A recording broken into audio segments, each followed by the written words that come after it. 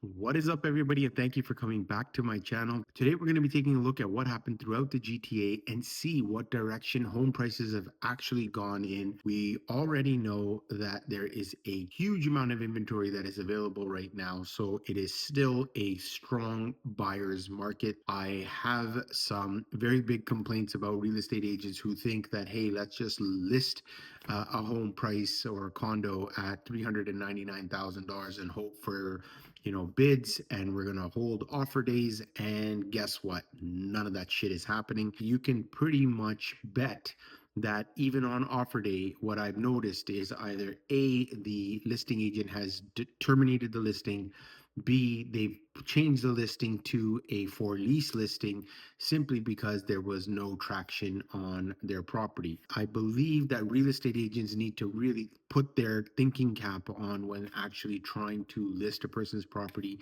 Things that happened in the past doesn't necessarily mean that you have to be able to do that again and it's going to work. You're actually going to be creating a lot of headaches for your clients because they're the ones that actually have to endure this whole process, thinking that, hey, when we get to our offer day, we are done. Now, don't get me wrong. There are multiple bids happening. There are offers being registered. That doesn't necessarily mean they are strong offers. For the majority of properties, because of the lack of activity, we are seeing that homes are not necessarily selling as fast as you can see from the statistics that we'll be showing today. That homes are being listed for almost 60 days throughout the GTA, just because things are sort of coming together when it comes to interest rates and affordability. It still is a bit off, and it's going to take some time for this market to recover. Now, good properties, well maintained properties are properties that are going to sell. High demand areas definitely will sell, provided they're priced at the right price. Sellers, you really need to be able to take this into consideration when you're looking at what your home is worth. Do understand that the prices have actually slid to some degree, so don't be stuck at prices that were 2 years ago thinking you're going to get those today. And if you really want to get to those prices that were 2 years ago, then sit and hold if you can afford it.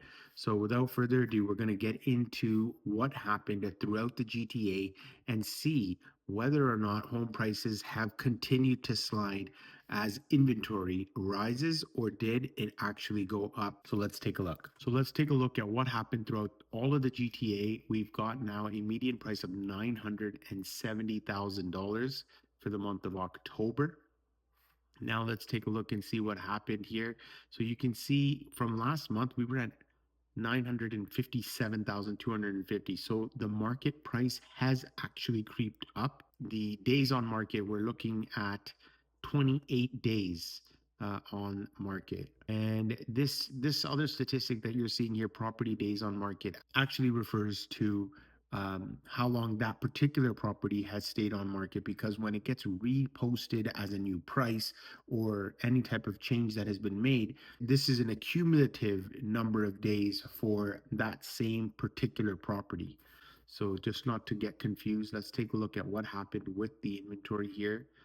We've got 24,260 active listings, of which 15,573 are new listings.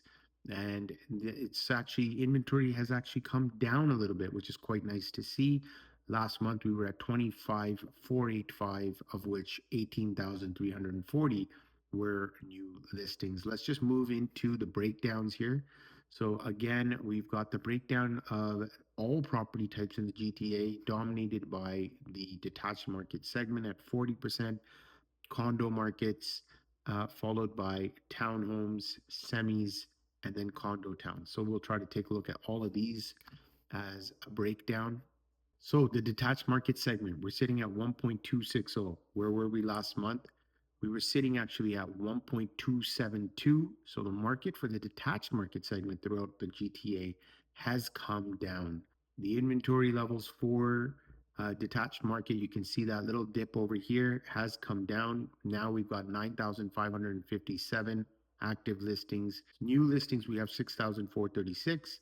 Last month, we had over 10,000 listings at 10,116. New listings 7,852. So a little bit of a nice sign that inventory did come down slightly. Let's move on into semi-detached market. The semi-detached is at 1 million flat. That's the median price.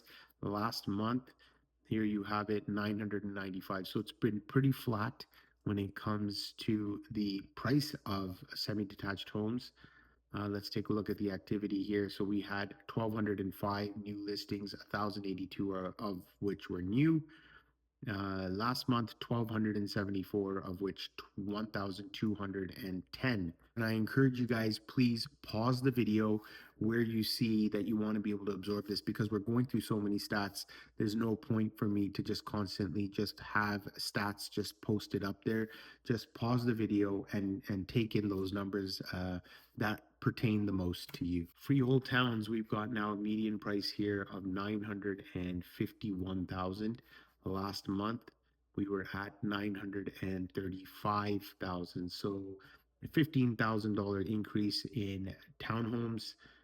Let's take a look at the inventory here. And in inventory, again, coming down 1,719, of which 1,375 were new.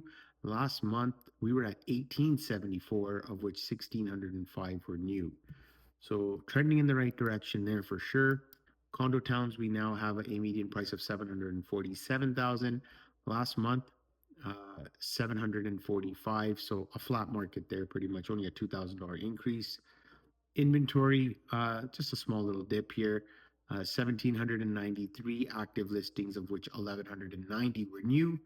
And last month we were at 1,813 and 1,336 of which were new. And finally, condo apartments in the GTA. Throughout all of the GTA, we were at $615,000.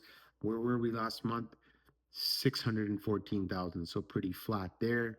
Let's take a look at the inventory, which is probably one of the biggest things. The condo market throughout the GTA is struggling. Even when it comes to pre-construction, the product's not really selling that well, simply because investors pretty much are on the other end saying we're not investing. And so now it's pretty much first-time home buyers, and with first-time home buyers, they're pretty much sitting and waiting also, as they consider jumping into the market while rates come down gradually. Inventory here, we've got 8,728, of which 4,965 were new. Last month, 9,050, of which 5,679 were new. Overall, what I'm seeing is that the market has been pretty flat. So many people are thinking that prices are going to continue to decline. And even I was a little bit worried, because we were seeing that sharp increase in September when inventory had risen. And the question was, there going to be even more listings posted for October, which would have definitely caused some downward pressure. Still looking like this was the bottom. This still is the bottom. It still is a buyer's market. So if you are in the market of buying, it is a great opportunity to probably take advantage of what we have in front of us here, with increased inventory, lots of selection. And so you're not really forced to necessarily just snag a home because you think that there's going to be 50 offers and you don't want to get beaten there. This market is very different. Definitely take your time and choose the right one that truly fits you and your desires for you and your family. The statistics that I've provided here are month over month. I don't do year over year. You can still analyze those things. Even in the charts, they show us the year over year statistics. But if you're in the market to buy and sell, why would you be looking at what happened last year when you need to know what happened maybe 30 days or 60 days ago, just to see where it's trending? So I do things a little bit differently, only to empower you as a buyer and a seller. Again, if you've got any questions regarding real estate or mortgages, as I am a level 2 licensed agent, and you want to ask me a few questions, hit me up via my Calendly link.